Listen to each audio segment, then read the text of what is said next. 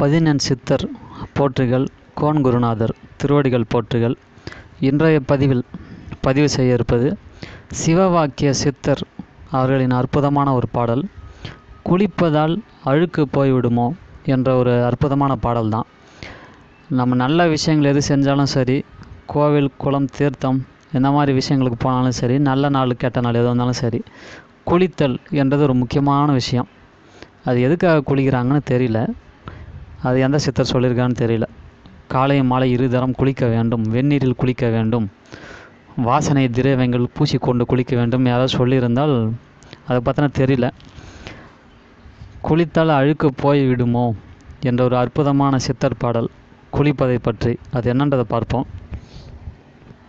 அழுக்கற தினங்குளித்து அழுக்கறாத மாந்தரே, அழுக்கில் இருந்தது அவ்விடம், அழுக்கில்லாதது எவ்விடம்.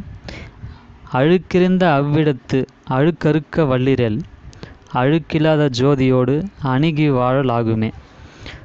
இது குறிப்பிட்டிருக்கக்கூடிய வார்த்தைகள். அழுக்கு அற, அழுக்கு நீங்க என்ற அர்த்தம். மாந்தரே என்றால் மனிதர்களே என்று அர்த்தம். அணுகு என்றால் நெருங்கு என்று அர்த்தம். அதற்கான விளக்கம்: அழுக்கற தினம் குளித்து அழுக்கறாத மாந்தரே, அழுக்கு இருந்தது அவ்விடம், அழுக்கு இல்லாதது எவ்விடம். உடலில் அழுக்கு முழுவதும் நீங்குமாறு நாள்தோறும் குளித்தும் கூட அழுக்கு போகாத மனிதர்களே, ஓரிடத்தில் அழுக்கு இருப்பதை அறிந்து குளித்தீரே. அழுக்கு இல்லாத இடம் என்று உடம்பில் ஏதாவது இருக்கிறதா? அழுக்கிருந்த அவ்விடத்து அழுக்கு அறுக்க வல்லீரேல், உடம்பிலும் உள்ளத்திலும் உள்ள அழுக்கு முழுவதும் அகற்ற உங்களால் முடியுமானால் அழுக்கில்லாத ஜோதியோடு அணுகி வாழலாகுமே.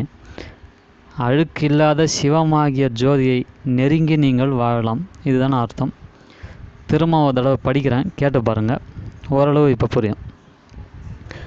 அழுக்கற தினம் குளித்து அழுக்கறாத மாந்தரே,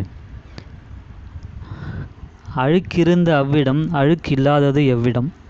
அழுக்கிருந்த அவ்விடத்து அழுக்கறுக்க வல்லிரேல், அழுக்கில்லாத ஜோதியோடு அணுகி வாழலாகுமே.